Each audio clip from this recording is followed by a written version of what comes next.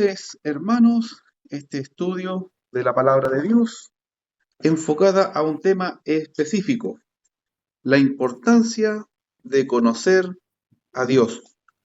Es tan importante que llega a ser imprescindible. El Señor nos habla a través de la naturaleza. Nos dice el libro de Salmos, por ejemplo, que la gloria de los cielos, ¿no es cierto?, da testimonio de lo que es el Creador. La vida misma, hasta la más pequeña criatura, hay un diseño en una hoja que uno ve bajo el microscopio, todo nos habla de un creador que creó y que también sostiene la vida, la sustenta. Entonces, Él es un creador y también es mantenedor de todo esto, ¿no es cierto? Más, para Dios fue importante no solamente darse a conocer a través de la creación, sino de manera específica. Porque para ver o para darnos cuenta de que hay un Dios es suficiente la creación. Eso es lo que nos dice, por ejemplo, el apóstol Pablo al principio del libro de Romanos. Dice, es inexcusable la mano de un creador. ¿Por qué? Por la creación. Así es sencillo. Pero a Dios no le bastó con solamente eso, que el ser humano supiera que hay un Dios todopoderoso, sino que Dios transmite un mensaje específico a través de su palabra. Dice la Escritura en el Antiguo Testamento, a través de profetas, más acercándonos al Nuevo Testamento, ¿no es cierto?, por distintos siervos, pero en el último tiempo, dice el autor de Hebreos, y así comienza el libro, por su propio Hijo. Mire qué extraordinario. El Nuevo Testamento es el testimonio dado directamente por Dios.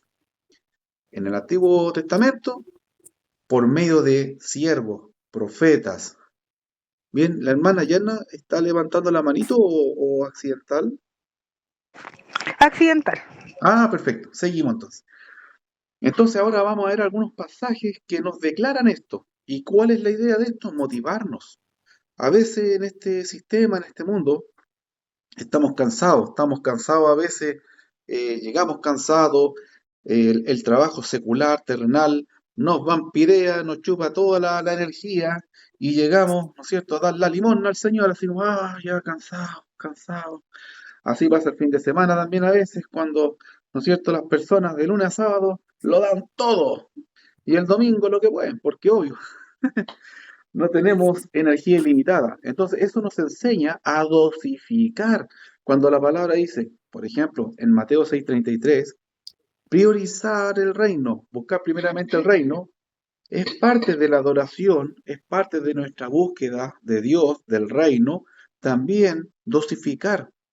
La energía, el tiempo, la disposición que consagramos al Señor es intransable, ya sea 20 minutos, media hora diaria, la mañana o la tarde del domingo, eso tiene que ser no solamente presencial, sino también de calidad. Es triste, pero es una realidad, no lo digo por nadie en particular, ninguna congregación particular, esto es algo genérico. Es triste a veces el domingo ver a hermanos bostezando, cansados, dormitando, y a veces literalmente se me han quedado hasta dormidos algunos mientras predico. Es triste eso y muestra un poco, ¿no es cierto?, de qué, de que le damos toda la energía, todo nuestro vigor, de lunes a sábado al mundo, y no dejamos ni un poquito para nosotros. Parte de la adoración nuestra el día domingo es estar descansado, es levantarnos con el ánimo. ¿Bien? Bien, bueno, eso es como comentario. Ahora, la palabra más que un comentario nos va a exhortar a eso, me incluyo, también me va a exhortar a mí. Dios nos va a hablar y nos va a motivar a buscar el reino, a buscar la voluntad de Dios, a ser conocedores, no ignorantes, sino conocedores de la buena voluntad de Dios, ¿no es cierto? Y eso, conocer a Dios, conocer su palabra, nos va guiando, ¿no es cierto?, a entender lo que es priorizar el reino. No solamente una frase que podemos memorizar, que podemos escuchar, no, es más que entenderlo, es vivirlo. Pero ese vivir viene como consecuencia de creerlo, y creerlo es como consecuencia de alimentarnos de la palabra. Y ahí estamos fallando. Cuando no comemos mucho, andamos con fatiga, andamos cansados en el día, espiritualmente pasa lo mismo. Muchas personas no se nutren espiritualmente de la palabra, no se nutren nada de la palabra realmente. Al fin de cuentas uno se da de eso cuenta y bueno, no podemos pedir fuerza espiritual si la alimentación es mala. Es como nosotros mismos, salimos en ayuna a hacer un trabajo pesado, al mediodía estamos con los ojos blancos, ¿ya? Entonces espiritualmente va a pasar lo mismo. Vamos a ver algunos pasajes que nos van a orientar, que nos van a motivar a darnos cuenta de lo que es imprescindible y es conocer la palabra de Dios, ¿ya? Dios nos motiva, Dios nos alienta, Dios nos insta a través de su palabra. Pero si no le damos tiempo a la palabra, no le damos a Dios la oportunidad de motivarnos, de instarnos, ¿no es cierto? Y Dios es respetuoso de nuestro libre albedrío. Él no irrumpe en nuestra vida, ¿no es cierto?, de manera forzosa, nada, no. Él se da a conocer y espera que nosotros, ¿no es cierto?, estemos deseosos de recibirle. Ese es el deseo de Dios. Dios quiere que todos los hombres procedan al arrepentimiento y sean salvos. Sin más preámbulo, hermanos, vamos a ir a algunos pasajes que ya fueron claves anteriormente. Son los textos anclas. El primero es Juan capítulo 17, verso 3. Juan 17, verso 3. Este es un texto ancla, es un texto clave. Usted jamás, jamás puede olvidar este versículo. Si usted tiene un minuto para compartir el mensaje con un familiar, amigo o conocido, empiece con este. Juan 17:3 declara, palabras que salieron de la boca de Jesús y dice, esta es la vida eterna, que te conozcan a ti, el único Dios verdadero, y a Jesucristo a quien has enviado. ¿Qué se desprende de esta palabra? De que es imposible alcanzar la vida eterna ignorando quién es Dios. Tenemos una necesidad. Si queremos alcanzar la vida eterna, es imprescindible conocer al Padre y al Hijo. Al Padre lo vamos a conocer por medio del Hijo, al Hijo a través de la Escritura. Queremos conocer al Padre y al Hijo, aquí tenemos la Escritura. Pero si esto no nos nutre, no vamos a conocer al Hijo ni al Padre. Muchas personas piensan que conocen la palabra, que conocen a Dios, pero ¿cómo podemos saber si eso es verdad? Por el conocimiento de la palabra que tienen morando en ellos. Y a veces es paupérrimo, a veces es lamentable. Es lamentable, por ejemplo, como dije en delante, yo no estoy hablando de nada ni de nadie en particular, pero es lamentable a veces que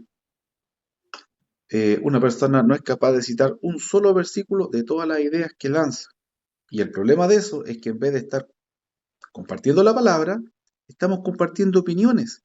Y mi opinión o su opinión son palabras de hombres. Aquí Juan 17:3 está hablando Jesús. Esto está saliendo de la boca del Señor Jesús.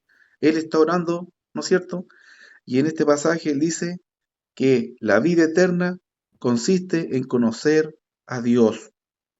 Jamás, jamás alguien va a alcanzar la vida eterna si no conoce a Dios.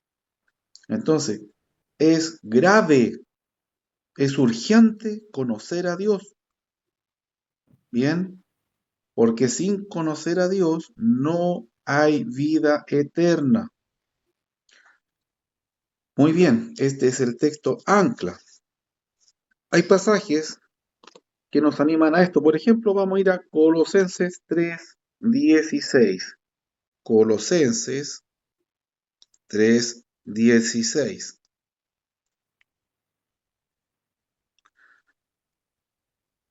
Ponga atención, ¿qué dice este pasaje? Voy a leer solamente la primera parte de este versículo. Usted puede tomar nota, si el video queda bien grabado, puede escucharlo después. Le aconsejo tomar nota porque nunca sé si el video va a quedar bien. La primera parte de este versículo es una afirmación. Hermano, ¿qué libro?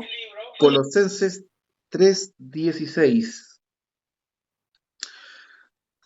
Esto es una afirmación, ¿bien? No hay mucho que analizar. Y es imperativo, ¿bien? Hay una diferencia cuando el jefe nuestro, en la oficina, en el trabajo, nos dice, tráeme la pala, a decir, eh, ¿me podrías traer la pala? O, ¿quieres traerme la pala? Son formas distintas que apuntan a lo mismo, ¿bien? Imperativo significa que tiene forma de mandato, de orden. Fíjese las palabras de Pablo aquí a los hermanos de Colosas, en capítulo 3, verso 16, dice, la palabra de Cristo more en abundancia en vosotros, enseñándoos y exhortándoos unos a otros en toda sabiduría, cantando con gracia en vuestros corazones al Señor, con salmos, himnos y cánticos espirituales. Fíjese la afirmación inicial. Aquí no es una sugerencia, no es como decir, mire, sería bueno. No, Pablo lo presenta de manera imperativa. Pablo dice, la palabra de Cristo more en abundancia en vosotros. Es imperativo. ¿Qué significa que la palabra de Cristo more en abundancia en nosotros? Nos está animando a no ser desconocedores de la palabra, a no ser neófitos, a no ser solamente aprendices. Aquí Pablo nos está exhortando a ser preparados en la palabra.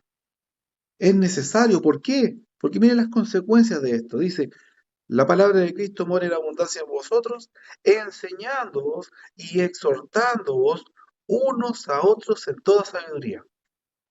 Es decir, si la palabra de Cristo amor en abundancia, como dice aquí, en nosotros, vamos a poder enseñarnos y exhortarnos unos a otros en sabiduría.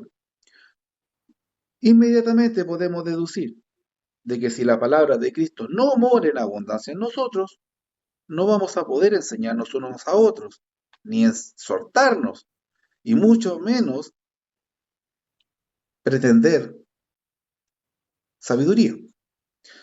Entonces, queremos ser capaces de enseñar unos a otros, queremos ser capaces de exhortarnos unos a otros, queremos aspirar a la sabiduría que da Dios, ¿sabe? Tenemos el recurso, la palabra.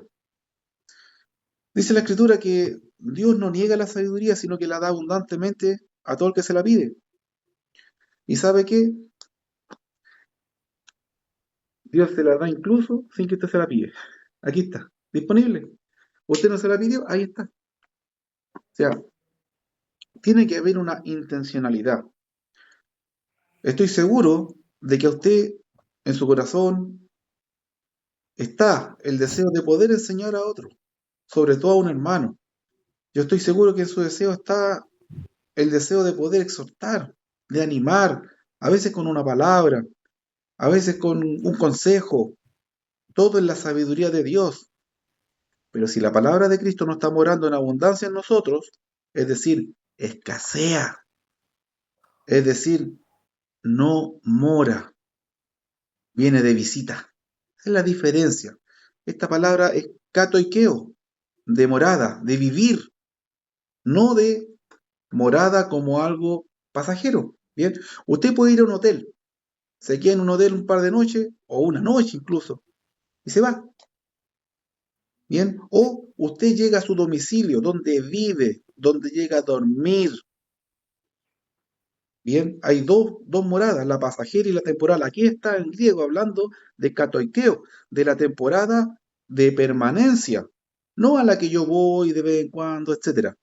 Entonces aquí la exhortación de Pablo es que la palabra de Cristo esté en esa morada de permanencia. Nuestro corazón, nuestra mente, hermano. No tiene que ser un lugar donde la palabra de Cristo vaya de visita. Y esto lo ilustro rápida y sencillamente. Es simplemente, yo escuché la palabra el domingo y posiblemente un estudio el martes y miércoles. Listo, eso es. Esa es mi nutrición. Cuando dice que la palabra de Cristo abunde en nosotros, significa que es morada, es algo permanente. Todos los días comemos, todos los días dormimos, Está hablando de katoikeo, no se olvide nunca del concepto, quizás no se acordás de la palabra en griego, no importa, pero el tema es eso, permanencia. La palabra de Cristo, permanencia, mora, habita, vive ahí. ¿Ya? Bien, caso contrario, no se van a cumplir las consecuencias. No vamos a poder enseñar, no vamos a poder exhortar y nunca, y menos aspirar a sabiduría. Un pasaje que estuvimos viendo que también es ancla, que es base, está en Primera de Pedro 3:15. Vamos a ir a Primera de Pedro 3:15. Estoy entrelazando los textos ancla con algo nuevo, estamos incluyendo algunas ideas que por tiempo a veces uno se salta. Y la segunda parte del verso 15 dice, mientras lo buscan yo lo leo, Primera de Pedro 3:15, segunda parte, dice que tenemos que estar siempre preparados. Fíjese, nuevamente, imperativo. No es una sugerencia o que sería recomendable o sería bueno, no. Esto debe ser así. Dice, estar siempre preparados.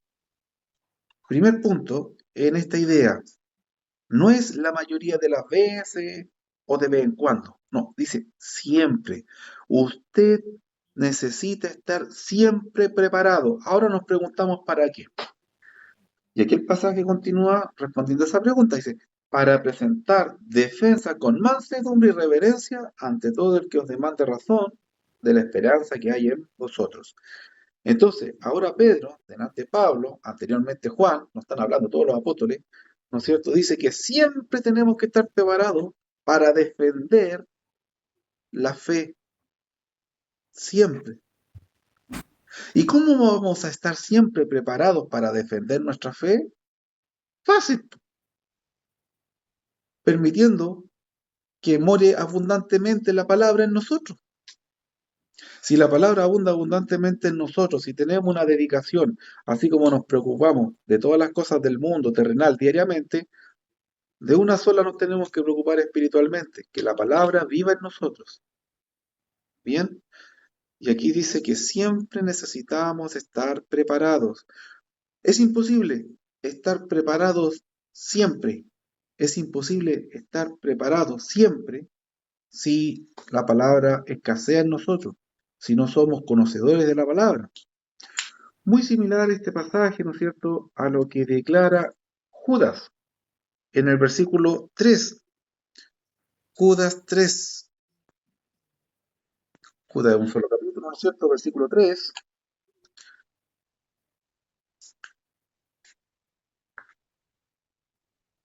La segunda parte también de este versículo declara, contended ardientemente por la fe que ha sido una vez dada a los santos. El propósito por el cual él escribe la carta es acerca de nuestra común salvación y nos exhorta a algo específico. Dice, exhortándoos, le estoy escribiendo, exhortándolo a que contendáis ardientemente por la fe que ha sido una vez dada a los santos. La palabra ardientemente involucra pasión, involucra fuerza. Mire, es todo lo contrario de no darle importancia. Es todo lo contrario de pereza, ¿ya? Para que nos entendamos con los antónimos, si no entendemos los sinónimos, ¿ya? Aquí Judas está diciendo que nos escribe para exhortarnos a algo bien específico. Él va a escribir un solo capítulo, no tenemos segunda de Judas ni capítulo 2 de Judas, no. Tenemos un solo capítulo de Judas en la Biblia. Y dice que él nos escribe este capítulo con un solo objetivo, imagínense. Piensen en eso. Y ese objetivo es exhortarnos a que contendamos ardientemente por la fe que ya fue dada, por la fe que ya fue entregada.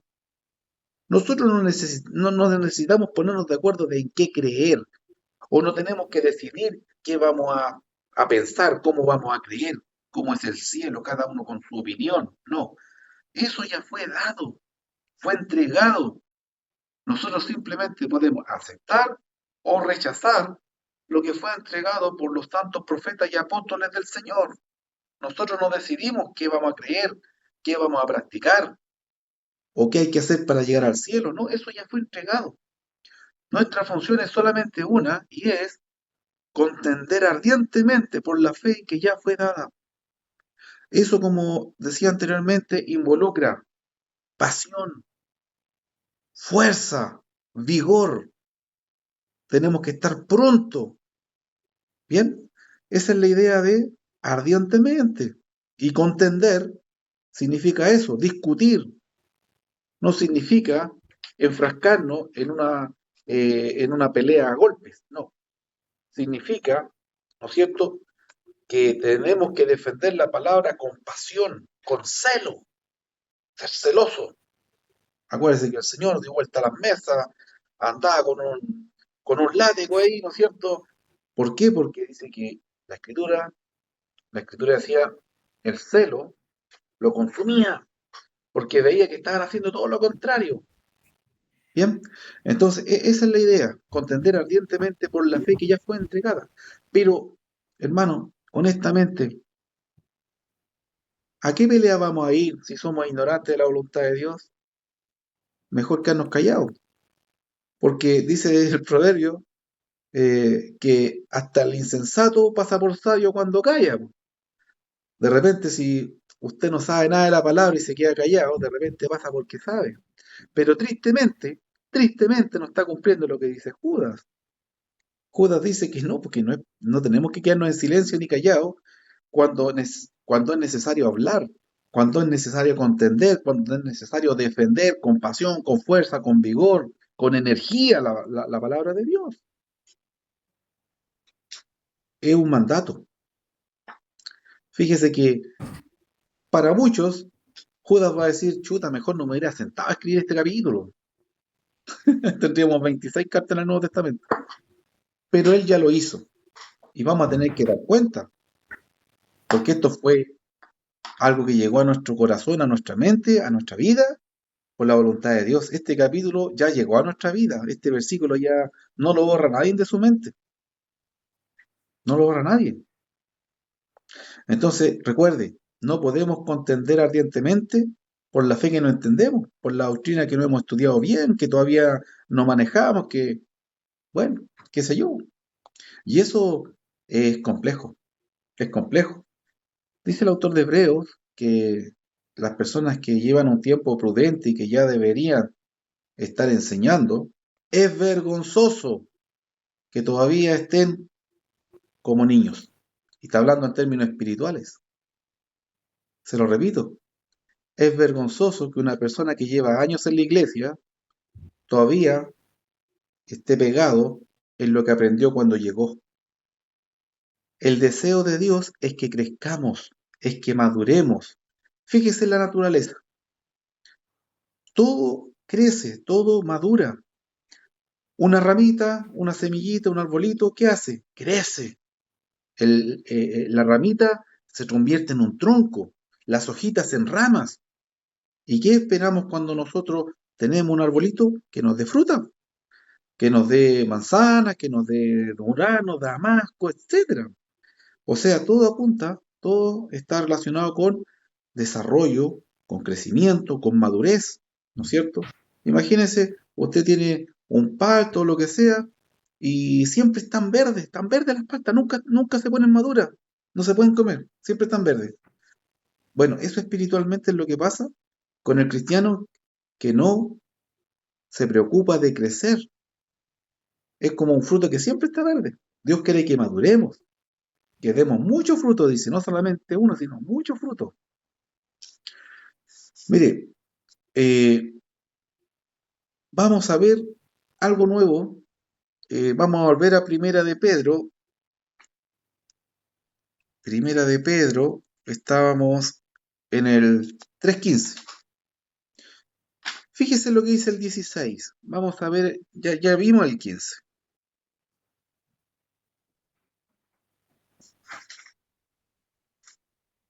A ver, Primera de Pedro, segunda. ¿En serio? Ya, déjame buscarla ahora. Aquí se me desbloqueó, 3:16 dice. Léala nomás si Teniendo la buena, tiene.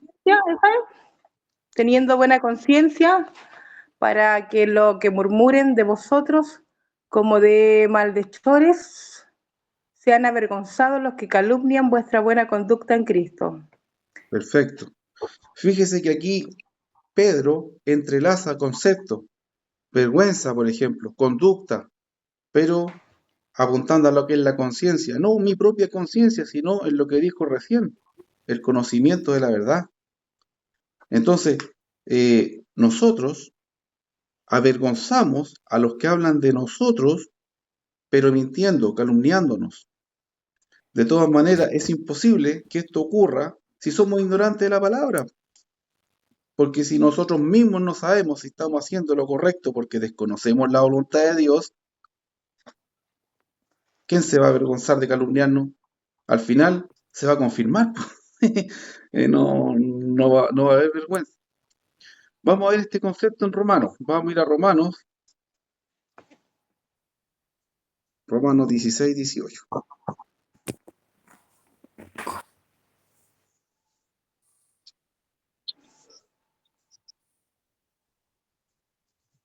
Aquí habla del concepto de ingenuidad. Yo le puedo preguntar a usted, ¿le gustaría o usted quiere ser un ingenuo? La respuesta es no. No, no, definitivamente nadie quiere ser un ingenuo. De hecho, es una ofensa. Sutil, pero es una ofensa. Que a usted le digan, oh, qué ingenuo, chuta. No lo están felicitando, ¿ya? Un dato, un dato.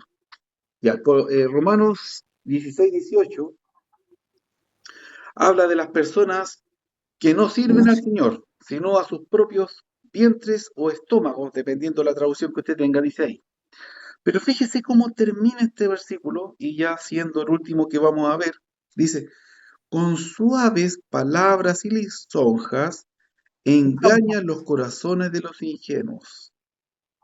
Esta fue una de las primeras cosas que yo aprendí en mi caminar en Cristo. De hecho, me lo enseñó la persona que me bautizó, o sea, hartos años ya, muchos años.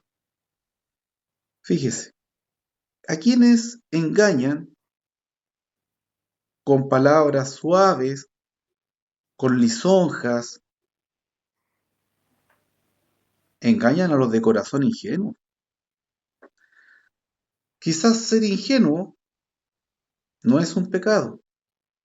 El pecado está en no hacer nada para cambiarlo, hermano. Dicho de otra manera, ser un ignorante de la palabra de Dios, ser ignorante de la palabra del Señor, quizás podríamos decir no es un pecado. El pecado en sí es estar cómodo con eso. El pecado es no estar haciendo nada para cambiar esa ignorancia por sabiduría, por conocimiento de Dios. Literal, literal. Si sabemos, con estos breves versículos que estuvimos viendo, si vemos lo imprescindible que es conocer la palabra de Dios, estar cómodo con ser un ignorante es un pecado. Y las consecuencias no se van a dejar esperar. Fíjese, por ejemplo, aquí Pablo en Romanos 18, versículo 18 del capítulo 16. Vamos a ser engañados. Pero esto está prometido, o sea, esto es profetizado. Si usted es un ignorante de la palabra, usted va a ser engañado. Dicho de otra manera, incluso podríamos decir, mire, ¿sabes? Tú quieres ser engañado, por eso eres ignorante. O sea, sabiendo que puedes ser engañado por ser ignorante en la palabra, tú no haces nada para cambiarlo. ¿No es cierto? Entonces yo creo que con todos estos versículos podemos resumir y concluir que Dios desea que seamos preparados en su revelación. Dios nos reveló su voluntad no para que fuéramos ignorantes de ella. Piense usted, hermano, que muchos profetas y siervos del Señor murieron para que estas páginas llegaran a nuestras manos. ¿Cómo no va a ser pecado ser un ignorante de esta revelación? Y si más encima la misma palabra nos insta, nos manda, nos motiva a ser preparados, a ser conocedores de la palabra, y nos advierte que no serlo termina como consecuencia en ser engañado, yo creo que es más que un motivo suficiente para ser conocedor de la palabra de Dios. Vamos a dejar hasta aquí el video para entrar a las preguntas.